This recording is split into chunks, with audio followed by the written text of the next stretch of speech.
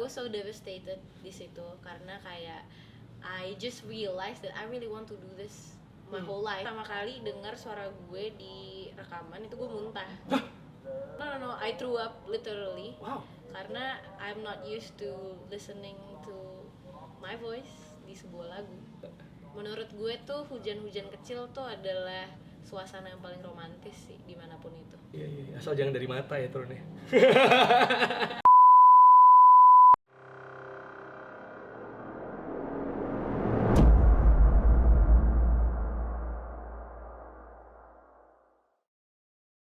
Welcome to Beyond Boundaries. Barengan sama gue kali ini ada Nadia Aleida, aka Neida. Hi-Fi, apa kabarnya? Hello. Kita harus tos ya, nggak visbam karena kan hi-fi. Oh iya benar. Jadi harus kayak gitu ya. Nah ini kalau gue baca di kolom-kolom komen gitu, misalnya ada video yang ada lunya, atau mungkin hi-fi, atau mungkin di sosial media gitu, itu pasti komen-komennya terkait soal senyumnya. Karena lu katanya senyumnya bisa bikin orang senyum juga. Wow. Terus kayak suaranya sopan banget masuk kuping gitu kan. Mantap. Tapi bahkan kalau dari senyum lu aja, lu dari kecil ikutan lomba senyum ya? Benar, itu aku bangga sekali ya. Itu gimana sih?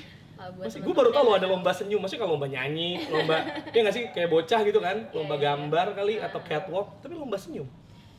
Itu kayaknya around gue umur 3 sampai 5 gitu ya, I'm not sure when. Tapi itu kayak jadi lo difoto, terus habis itu dilihat sama fotografernya yang paling gampang disuruh senyum sama yang kayak ya murah senyum gitu kali. Gue banget. Karena yang dinilai bener-bener cuma lo kayak senyum aja gitu. Bangga. Senyum dinilai gitu ya, mungkin yang karena anak kadang susah kan diarahkan gitu, tapi tiba-tiba bisa kayak gitu ya. Gitu. Tapi kalau tadi lu bilang pas kecil lu ikut lomba senyum, terus kan pasti gak cuma senyum dong, ada lomba-lomba lain yang lu ikuti gitu. Jadi sebenarnya dari kecil lu sudah dibentuk menjadi kompetitif gitu atau mungkin potensinya dibakar. Lebih ke dieksploitasi ya sama nyokap gue. Enggak deng. Gue emang orangnya nggak bisa diem sampai sekarang juga kayaknya kalau misalnya kelamaan nganggur gitu tuh kayak gatel. Jadi emang dari awal diajarin kayak waktu itu berharga aja sih. Jadi kalau misalnya ada waktu luang, suruh lomba deh. Dan nyanyi dong pastinya kan? Nyanyi juga. Nyanyi, gambar, baca puisi. Itu gimana ceritanya? Jadi dulu biasa lah ya, anak kecil kan suka diajak ke mall. Terus habis itu pada saat itu masih banyak banget tuh panggung-panggung di mall.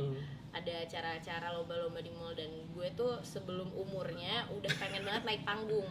Maksudnya dari rumah jadi udah? Kalau misalnya ke mall tuh gue nggak minta ke tempat mainan atau kayak beli baju gitu, enggak, gue mau ke panggung, gue mau naik. Jadi panggung kosong terus lu naikin panggung gitu? kosong pas masih kecil. Akhirnya sama nyokap gue diikutin lomba-lomba karena emang gue doyan naik panggung gitu loh. Dari situ. Tapi terus maksudnya kan naik panggung doang kan ada banyak yang bisa lo lakukan gitu. Bener. Tapi akhirnya lomba nyanyi deh gitu. Apa karena lu sering nyanyi di rumah gitu atau lu bukan dari keluarga penyanyi kan? Apa nyokap iya? gue tuh dulu pas lagi hamil gue itu dia masih nyanyi di Hard Rock Cafe gitu. Jadi dia emang hobinya musik. Bokap gue juga main gitar terus setiap hari di rumah. Even though mereka bukan musicians ya, tapi I grew up listening to music.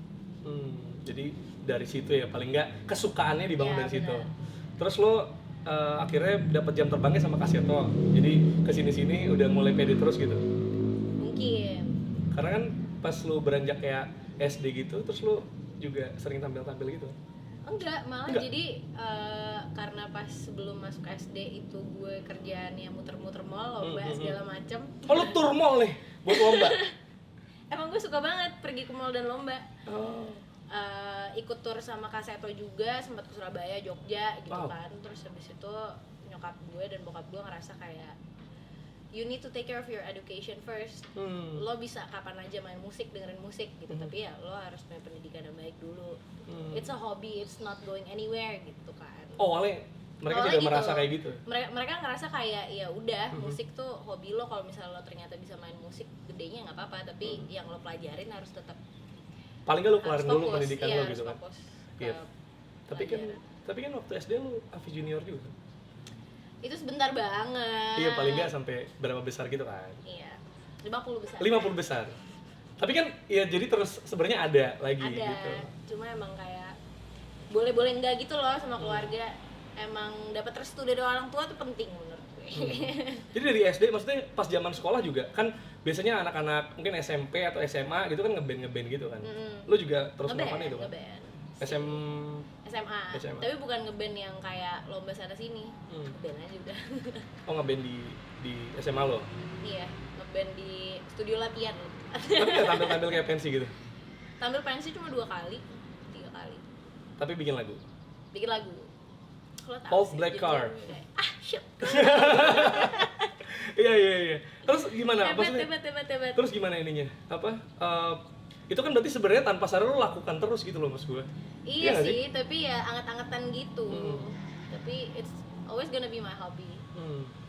Iya, dan kalau misalnya gini, kalau misalnya orang sekarang misalnya kerjanya apa, tapi punya sejarahnya gimana gitu kayak lo misalnya nyanyi, tapi ternyata tarik ke belakang mungkin buat fansnya Hi-Fi gitu, Hi Friends atau mungkin orang yang sering nonton lo kayak tahu lo udah sering nyanyi gitu, tapi yang mungkin orang nggak tahu lo sebenarnya kan tumbuh besar sebagai orang yang usil juga.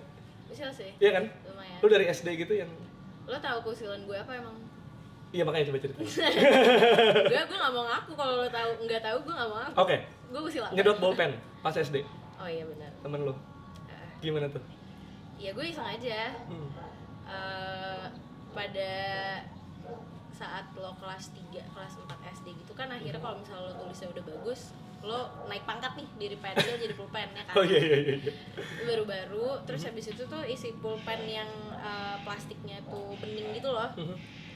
Jadi gue sosok bilang sama temen gue, lo lihat deh gue bisa mengubah ini pulpen jadi ada isinya lagi karena waktu itu pulpen ini udah mau habis. Anjir, jadi yang hitam-hitamnya kan ada hitam ada kayak minyak kayak gitu kan? Iya. Jadi harusnya di bawah banget. Iya, terus gitu ke atas. Tapi kan gue nggak ngasih tahu dia harus pelan-pelan supaya nggak ke mulut lo kan. Terus sama dia kenceng-kenceng udah deh hitam semua mulutnya. Jadi narik gitu sebenarnya si tintanya lu tarik ke sini. Yoi. Tapi dia over, jadinya ke mulutnya semua. Gila. Itu SD. Terus lu akhirnya pas udah kayak SMP SMA udah kalem lah. Udah kalem. Iya, kalem. Tapi masih suka. Gue sampai sekarang kalem banget. Wah gitu. Tapi masih suka ini kan, telat ke sekolah atau malas masuk gitu. Oh iya. Malas masuk, telat ke sekolah. Gue gak passion sih dulu SMA sekolah. Jangan ditiru ya guys. Emang gak ada yang passion sekolah? Gue gak passion banget SMA. Tapi gue pas kuliah, gue mulai menemukan passion untuk belajar lagi. Jadi alhamdulillah banget nih sekarang di Indonesia udah mau dibikin kurikulum baru. Karena boring banget ya sih. Iya. Karena kayaknya gak menyenangkan gitu ya. Kalau zaman sekolah pasti kayaknya kenapa sih kita harus belajar semua gitu kadang. Iya nggak sih, lu pernah ngerasa gitu nggak sih? Setuju banget. Apalagi pas lu kan akhirnya kuliah di luar ya? Di Gloucestershire University. Di Inggris? Ya, di London gitu. Nah terus apa yang lo lihat? Kan lu nggak suka sekolah nih, pas di sana juga lu akhirnya gitu nggak? Akhirnya ngerasa kayak harusnya begini nih pendidikan gitu? Gue bukan yang nggak suka sekolah, tapi kalau misalnya gue nggak suka gabut. Jadi sampai sekarang juga apa yang gue paling gak suka dari kehidupan gue adalah pada saat gue menunggu. Oke. Jadi kalau misalnya sekolah harus nungguin guru yang telat atau kayak harus go through the subject that I don't wanna learn gitu, gue sebel banget. Jadi kalau nunggu kapan jam istirahat gitu lo nggak suka? Iya, kapan sih ini pelajaran ini gitu. Iya. Jadi itu bedanya sama kalau di sana nggak perlu nunggu. Kalau di sana apa yang gue ambil emang bener-bener gue committed untuk gue pelajarin kan, jadinya semuanya penting gitu di kepala gue. Tapi lo di Inggris apa major yang lo ambil apa kira? Gue bisnis. Itu yang lo pengen nggak? I mean kan ada orang yang karena rekomendasi orang tua, ada yang kayak gue kayaknya teman-teman gue di sini atau kayak gue kayak tertarik di sama major ini gitu. Gue tuh dulu milih bisnis karena gue ngerasa kayak I have a lot of weird ideas. Such as? Apa aja sih sebenarnya kayak gue mau belajar gambar, gue mau belajar musik, gue mau belajar dagang, masak gitu. Kayaknya it's too much for me to pick one. Jadi I pick the most diverse one, which is business, karena apapun nanti yang mau gue kerjakan, gue harus tahu gimana cara mengelolanya gitu. I love marketing as well. Gue juga belajar suka untuk berbicara di depan umum dengan gue akhirnya fokus di PR juga pada saat gue kuliah dan ngambil kerjaannya. I think I made the right decision karena masih bisa kepake.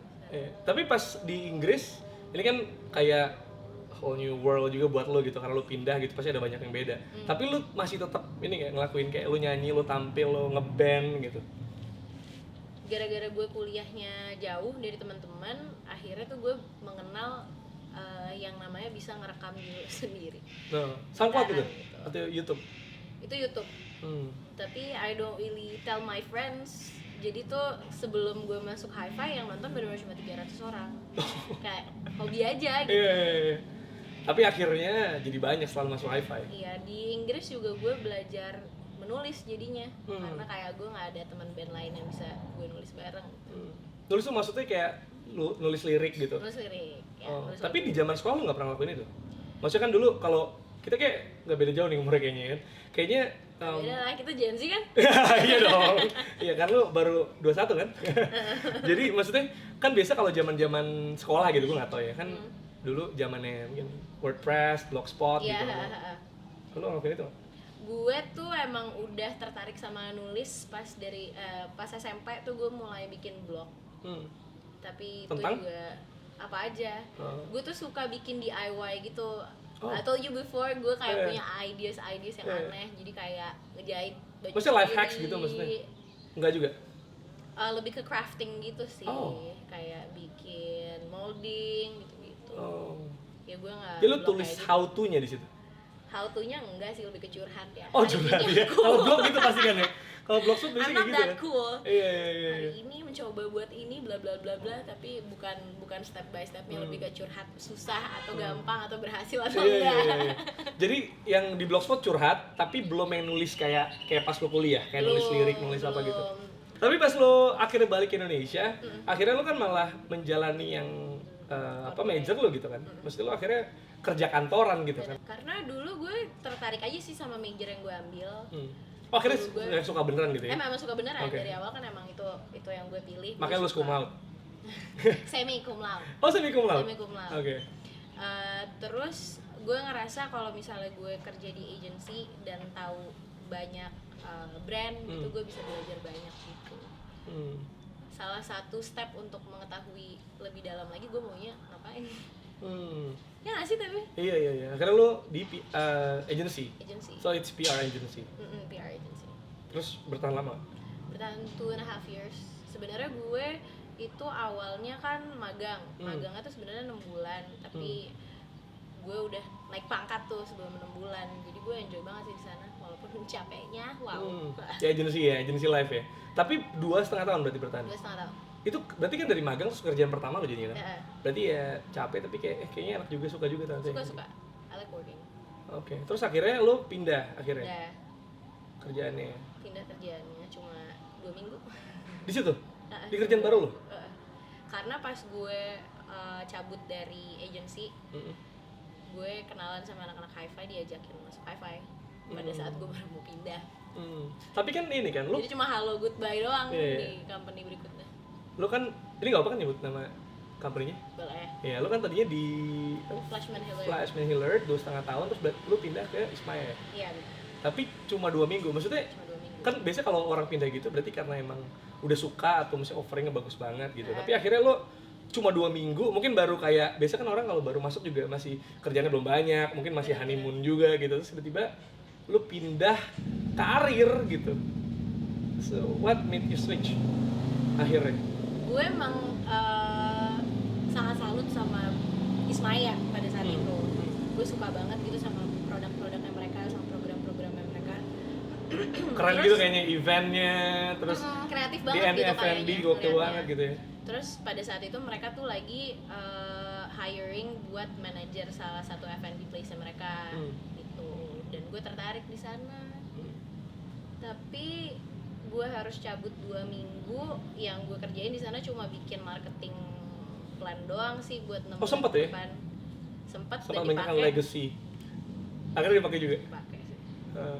Terus akhirnya gimana? Maksud gue, ini kan keputusan yang cukup besar ya menurut gue ya. Apa karena gini, gue penasarannya karena yang manggil Hi-Fi atau kayak ternyata kayak I never know I wanted to be anak band or singer akhirnya sampai ada offeringnya ke gue gitu. Karena kan lu udah mulai bermusik sendiri lah, tadi lu nge-post di YouTube segala, jadi kan lu sebenarnya udah tahu lu suka gitu. Iya. Tapi akhirnya lu pindah karir, ini kan keputusan yang cukup besar, apalagi lu juga suka kerjaan sebelumnya gitu. Iya, ini PR agency-nya lu suka kerjaannya, lu bilang makanya lu stay walaupun capek.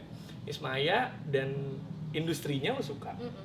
Ada orang pindah karir karena I've done enough with this gitu. Iya, tapi lu suka terus lu pindah baru gitu. mulai gitu. Iya, what made you switch? Karena opportunity. Sebenarnya gue juga awalnya ragu-ragu banget karena I never really perform in front of that much people. Terus carrying such a big brand, itu gue belum yakin apakah gue bisa ataukah gue kuat, apakah orang-orang pendengarnya Hi-Fi itu mau menerima gue. Tanya sama nyokap gue, baiknya gimana? Karena gue khawatir seperti orang-orang awam di luar sana, khawatir kalau misalnya kerjaan di industri musik tuh fluktuatif sekali. Soal apa kerjaannya gitu ya, pemasukannya gitu ya sekali. Terus jenjang karirnya juga lo nggak bisa plan dengan exact gitu kan. Tapi ternyata nyokap gue bilang kayak kapan lagi mau nyobain jadi musisi. Udah deg-degan juga. 2 tahun pertama tuh gue masih deg-degan banget kayak ini serius nih gue mau lama-lama di sini nih. Tapi gini, tapi pas itu datang ke lo itu tawarannya dia kan maksudnya lu tuh emang temenan sama one of them or atau dia random aja? It was such a blur kayak until now? For the first, tapi sekarang juga masih agak blur sih. Gak pernah ada momen TikTok kayak sebenarnya kenapa sih waktu itu gitu? Jadi kan mereka emang kehilangan salah satu vokalisnya mereka dengan tiba-tiba. Itu jadi mereka juga mencarinya lumayan tiba-tiba juga. Kebetulan gue kenal sama Ilham dan gue emang satu sekolah juga sama Ezra. Jadi we know each other gitu kan. Terus dari 300 orang yang nonton YouTube video gue pas gue masih kuliah, itu salah satunya adalah Ilham kebetulan. Dan gue ditawarin aja gitu, kayak lo mau nggak jadi vokalis barunya Hi-Fi. Ini meeting pertama ditawarin. Mereka belum dengar gue nyanyi sama sekali. Mereka nggak tahu gue beneran bisa nyanyi apa enggak, apakah cocok sama mereka gitu. Tapi dari awal tuh mereka kayak udah kayak, lo mau nggak? Kita jamming dulu nggak sih baru lo ngajak gue jadi vokalis baru. Sabar kayak tunggu dulu, kita kenalan dulu. Iya ntar nih kayak gue tahu warna favorit lo dulu. Iya. Tapi secara logikanya kan gitu. PDKT dulu kali, santai gitu ya. Tapi persis besoknya gue diajakin langsung ngeband sama mereka di kantornya Malik and the Essentials waktu itu. Organik. Itu ada kayak private show? Itu kayak studio latihan aja, tapi ngejam berarti? Ngejam. Studio latihan, tapi yang nonton gue mencoba menyanyikan Siapkah Kau Untuk Jatuh Cinta pertama kali itu adalah Malik and the Essentials dan Ran dan Hi-Fi. Itu asik banget. Wah. Ini semacam audisi ya jadinya ya? Kayak bener-bener gitu ya? Nyanyi Mata ke Hati, Siapkah. Abis itu selesai latihannya, gue dikirimin album barunya mereka yang belum rilis. Gue disuruh untuk mempelajarinya. Pada saat gue belum bilang iya. Bentar, album baru yang belum rilis? Belum. Tapi udah ada vokal belum? Udah ada. Oh sih, dia vokalnya dia. Wow. Terus gue udah dikasih gitu kan, masa gue kayak maaf banget nih. Belum dulu kan nggak mungkin dong. Iya. Jadi awalnya karena nggak enak aja nolak gitu. Bukan nggak enak, kayak mungkin akhirnya gue punya I have the guts to say yes itu karena gue nggak enak satu, karena ngeliat mereka kayak anjir lo udah punya karya sebagus ini, lagu-lagu yang akan dikeluarin juga bagus-bagus banget gitu menurut gue. Kasian banget nih orang-orang kalau misal luntang-lantung kan, they have to move forward kan. As soon as possible gitu ya. Dan gue ngerasa what better teacher gitu. Kalau misalnya gue emang mau coba di industri, ya mendingan belajar sama 3 orang ini. Yang udah nyemplung duluan gitu, udah punya pengalaman dibanding lo. Tapi gue penasaran, kita flashback dikit aja. Waktu Ilham berarti reach you out, gitu itu by, maksudnya dia emang teman sama lo terus tahu nomor lo atau kayak cuma by DM or? Message sih, tahu sih nomor gue. Oh emang ya teman gitu. Terus tiba-tiba aja gitu. Terus apa? Gue penasaran deh. Dalam hati lu ngerasa apa waktu itu? Kayak wah gitu atau apa gitu? Enggak, gue pikir gue mau diajakin nyanyi jadi backing vokal sih. Pas ketemu pertama. Karena lu nggak tahu juga dia waktu itu nggak ada. Gue pada saat itu masih belum high friends garis kelas ya. Jadi gue belum. Jadi nggak tahu. Belum terlalu update. Iya. Pada saat itu saya belum terlalu update apa yang terjadi sama Hi-Fi kebetulan. Iya. Jadi lu juga nggak tahu gitu, lu pikir diajakin backing vokal, terus lu tahu. kayak ya udah gitu. Terus dia cuma yuk ketemu atau Iya, ketemu langsung sama timnya mereka. Kayak lo mau nggak? Mau apaan gitu kan, belum nyoba apa-apa. Udah, it was a blur. Still, it was a blur. Yeah. Kayak kalau misalnya lo mau gue kayak explain what happened gitu, I really don't know. until now. Iya, it's weird. Tapi lu nggak pernah. It's weird. Tapi lu nggak pernah ini kayak kayak enggak deh, nggak pernah ada kayak gitu ya. Maksudnya ragu gitu loh, maksud gue selain nyokap lo, maksud gue kan ada orang yang bercerita atau minta pendapat itu untuk beneran you have no idea, apalagi lu kaget dan lu bener-bener butuh tanda atau saran dari orang, or lu butuh validasi aja kan lu tahu lu mau ini gitu. Gue ragu, awalnya gue ragu sih. Jadi validasinya dari nyokap gue, karena kalau misalnya nyokap gue bilang enggak, gue enggak. Oh. Gitu. Tapi mereka berhasil merayu nyokap lo. Iyalah tuh, 3 cowok necis-necis, wangi-wangi, ya kan, senyumnya manis gitu. Nyokap gue kayak, nyokap gue tuh mikirnya kalau misalnya lo anak band tuh lo harus yang kayak bandel, rockstar, jaket bunga gitu ya. Gitu kan. Rambut Sedangkan gondrong gitu ya kali ya. Nyokap gue pakai polo shirt, pakai kemeja, polem-polem. Kayaknya anak-anaknya baik. Oh, Neda kamu join boy band? ternyata ini ya, cara menaklukkan lo itu dari nyokap lo dulu, mereka datang gitu ya waktu itu. Tapi dengan semua challenge yang dikasih ke lo waktu itu kayak tiba-tiba ayo ketemu yuk, foto meeting, berarti kan nggak cuma sama Ilham dong, langsung ditawarin langsung the whole team. Terus langsung yuk tampil yuk di organik yuk, lu tampil ada kayak gini-gini, lu juga ya udah oke gitu terus. Iya, gue kayak ikut aja gitu ikut arus. My first stage as hi-fi itu di luar kota, gue lupa sih sejujurnya di mana, tapi Ilhamnya lagi nggak ada. Wah, Plonco tuh ya, ospek lo tuh di situ. Yeah. Dia kayak sengaja nggak sih? Bisa jadi. Kan sebelum lu masuk, mereka kan sama Dea tuh 7 years? Yes. I guess 7 years. Dan 7 sampai years detik ini aja, yes. And then lu sampai lu kan 2016. It's June or gue ngikutin tuh dari Maret sebenarnya. Oh, Maret. Tapi single pertamanya tuh Juni. Single pertama tuh Pelangi tuh ya? Iya.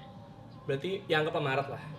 Kalau sama sekarang aja itu baru 6,5 tahun kan, kayak bahkan belum menyamai Dea gitu.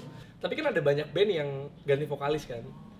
Terus mungkin musiknya beda atau mungkin jadi ada lagu-lagu yang disesuaikan sama karakter vokalisnya gitu, atau mungkin si fansnya juga kebagi nih, vokalis lama, vokalis baru kayak gitu kan, sukanya karena ada pro kontra lah dari hal kayak gitu. Nah lo di hi-fi sejauh ini dari penerimaan fansnya gitu, high friends gitu, atau mungkin secara bandnya ngasih lagu buat lo itu gimana rasanya?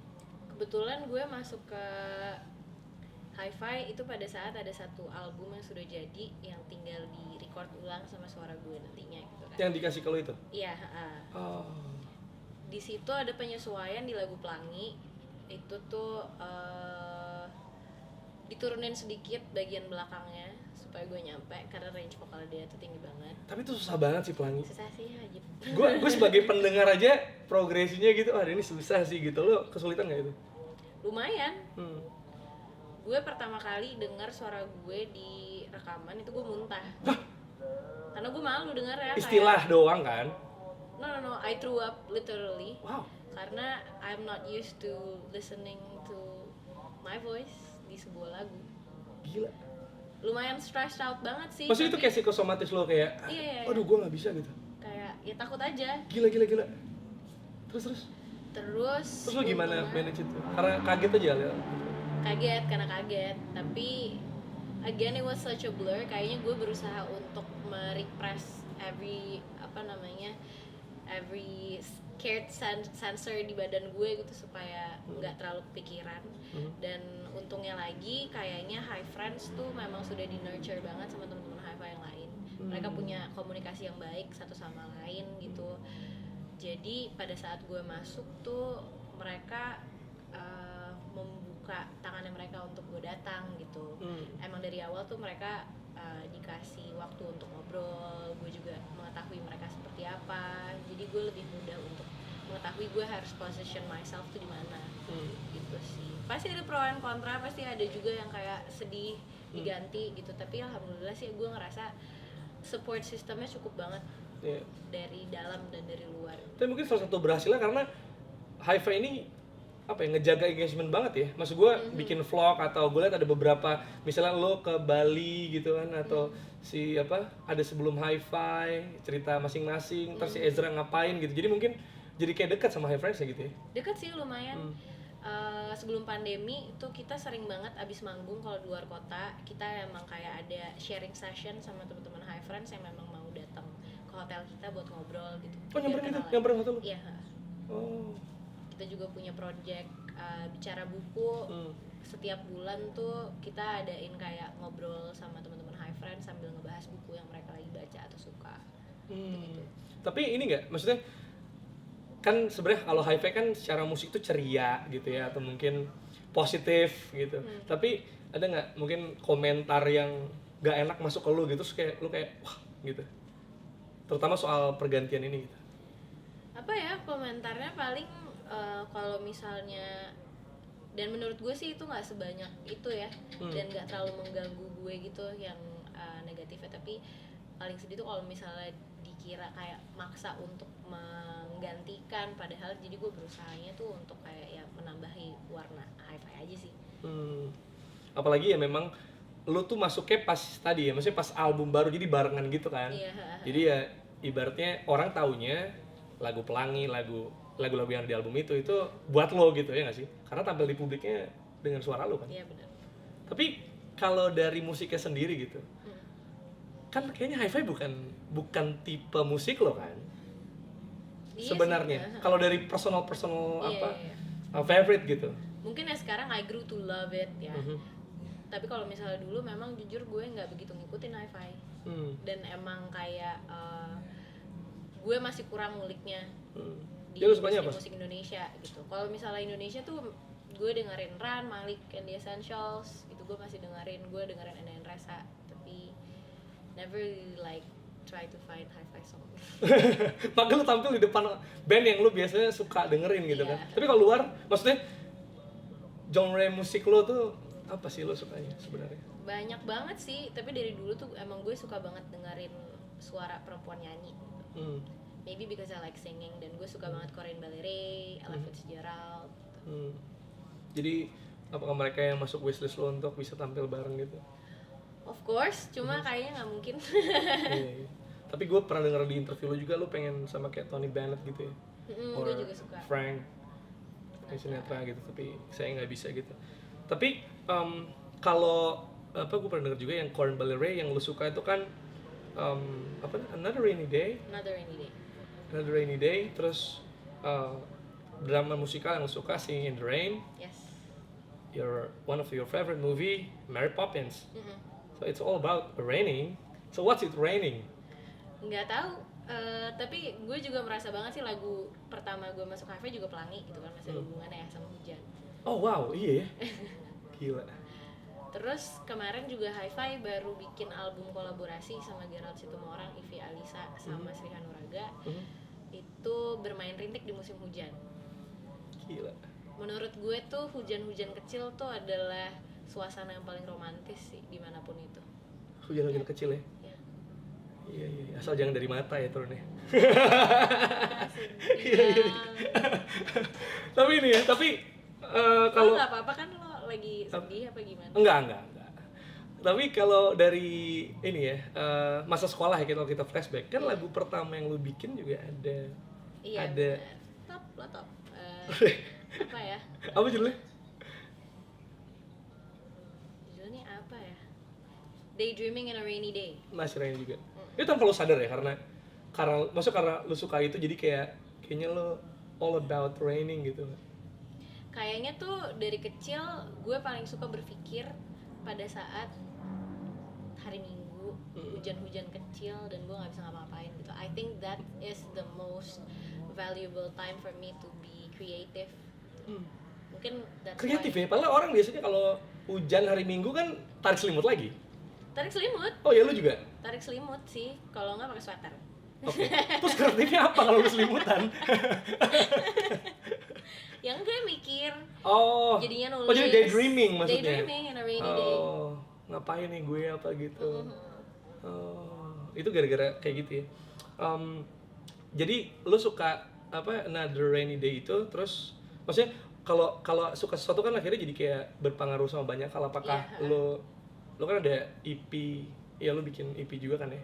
Kemarin ada 4 lagu kemarin. Itu lu ini tuh jadi kayak inspirasi lo gitu nggak sih? Maksudnya kayak gue pengen bikin lagu yang kayak gitu modelannya.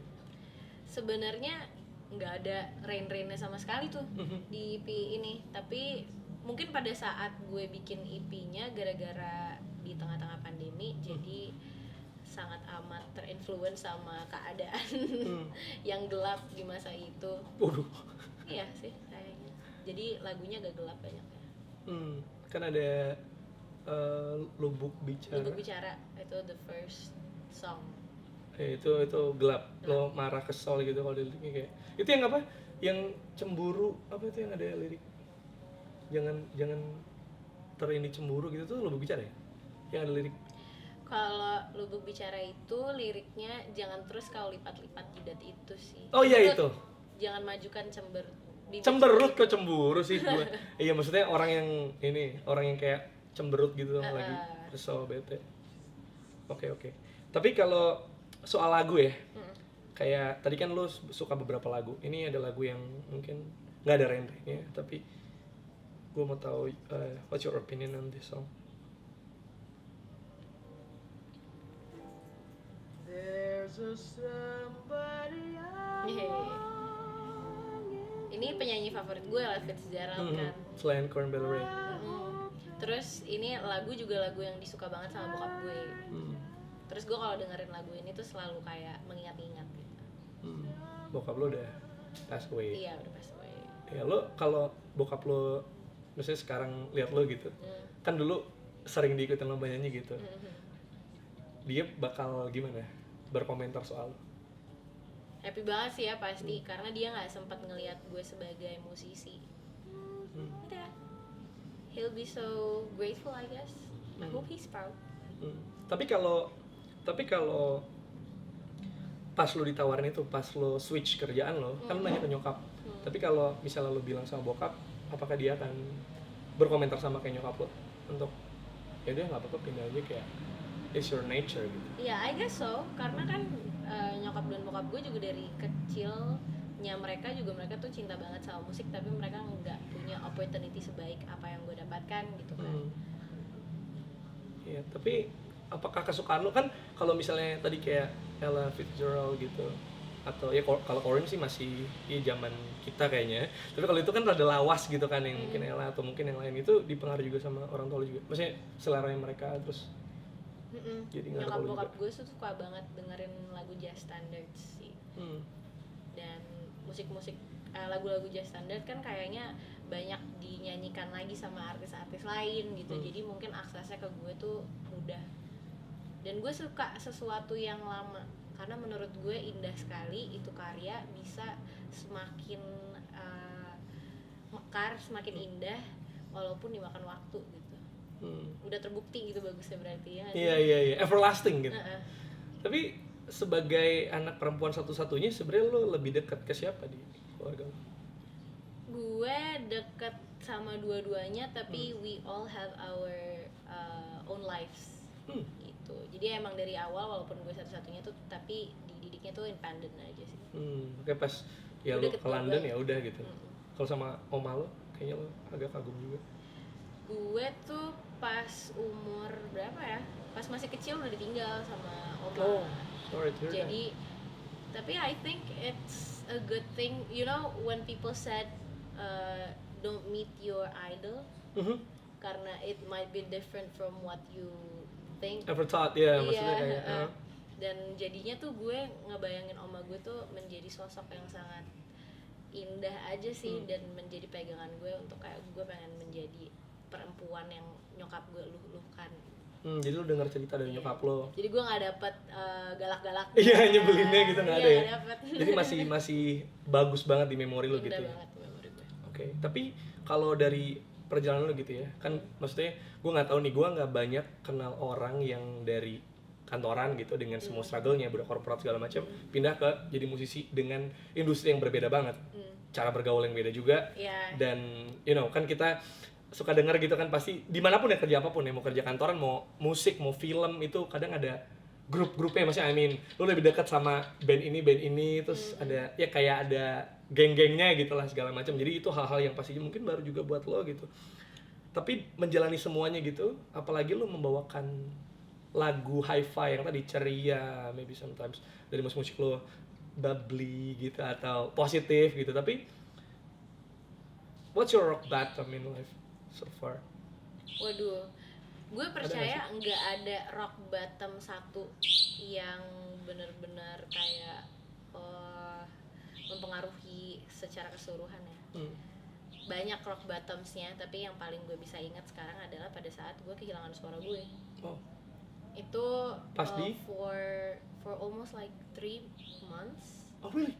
3 months. Hilang suara. Itu lagi capek-capeknya. Itu pas udah di hi-fi? Udah di hi-fi. Mungkin itu juga salah satu masalahnya, gara-gara ya tadinya gue bukan musisi yang train. Gue nggak tahu gimana cara menjaga instrumen gue, kapan harus tidur, kapan harus ngalah dan bosen-bosen untuk nggak bicara. Puasa suara tuh gue baru tahu tuh di situ.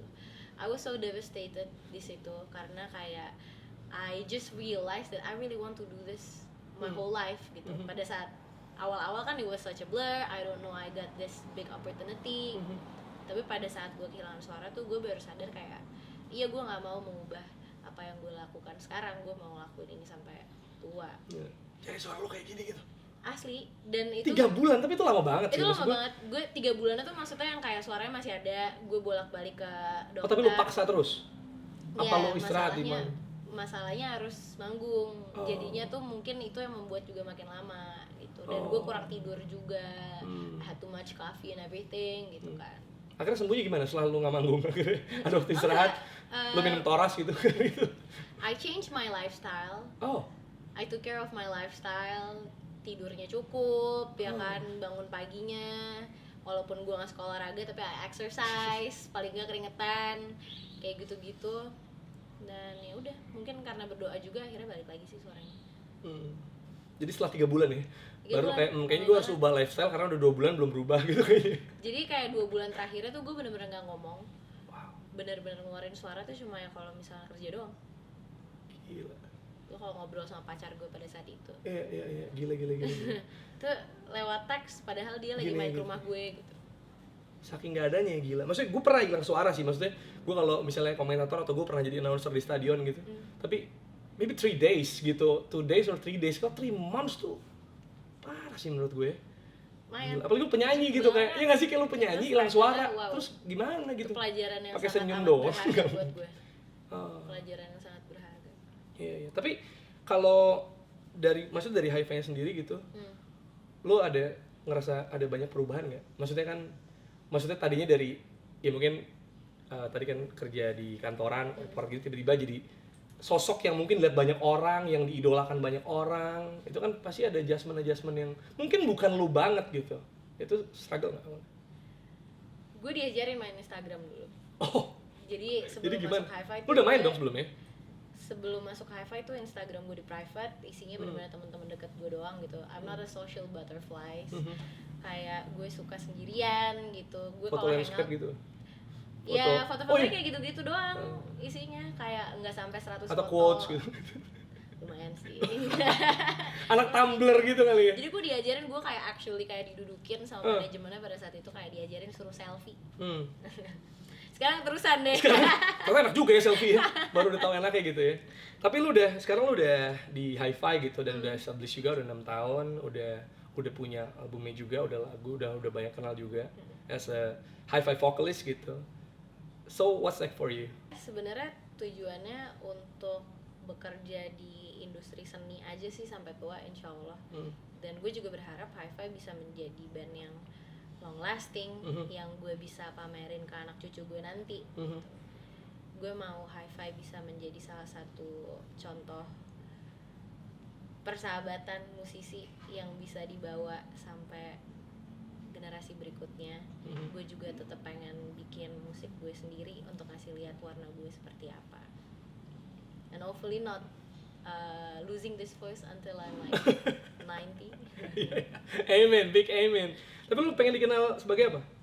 Sebenarnya, secara musisi yang maksudnya as a personal gitu, maksud gue ya hi-fi jelas lo adalah bagian dari itu, lo bagian dari keluarga dan persahabatan hi-fi yang kerasa banget sampai penontonnya gitu. Tapi kalau as a person gitu sebenarnya gue pengen diingat sebagai musisi yang serius, yang nyanyinya enak.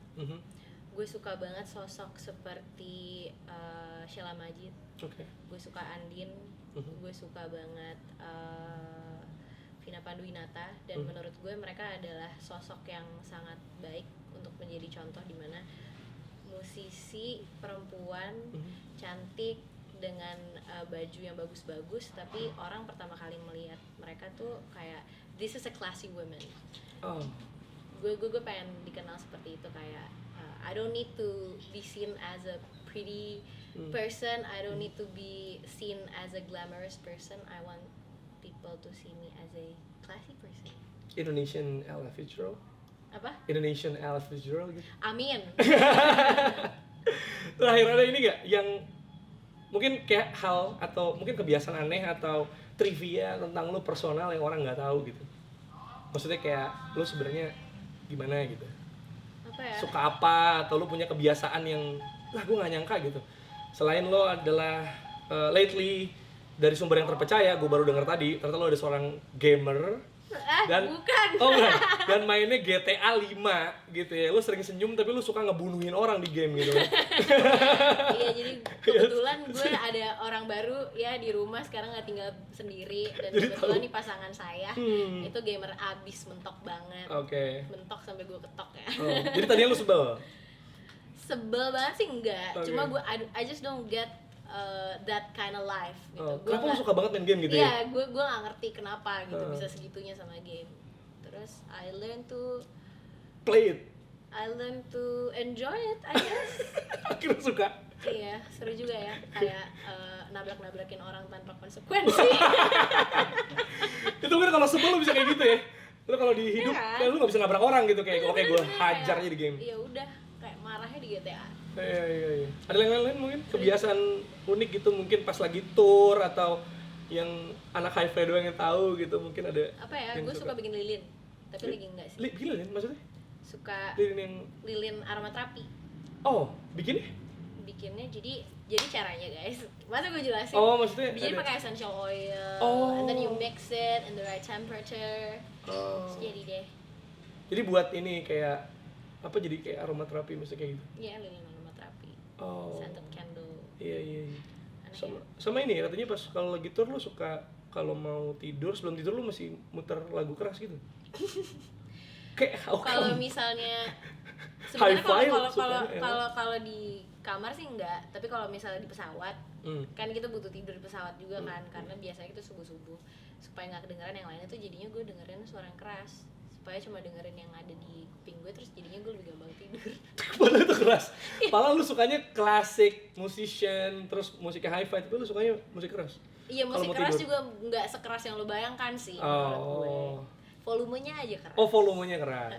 Oke, mungkin terakhir coba lu mau ngomong apa buat orang yang mungkin sedang dalam persimpangan karir, terutama untuk yang kayak pengen mungkin pindah industri atau mungkin mencoba hal baru atau mencoba melakukan sesuatu yang dia tahu dia suka tapi belum ada kesempatan, dan kesempatan itu datang dan membuat situasinya menjadi dilematis karena lu udah ngelakuin itu. Oke. Apa ya, buat teman-teman yang mungkin lagi bingung dan dilema dalam karir kalian, congratulations, karena berarti kalian masih sayang sama diri kalian, jadi kalian mau melihat opportunity di luar sana. Semoga kalian bisa teguh terus sama apa yang kalian mau kerjakan. Semoga kalian bisa tahu caranya gimana sampai ke tujuan yang kalian mau coba cari. Oh, wow, that was very positive. Thank you so much. Thank you. Meida. Terima kasih banyak. Terima kasih, So, guys. see you on another episode of Beyond Boundaries.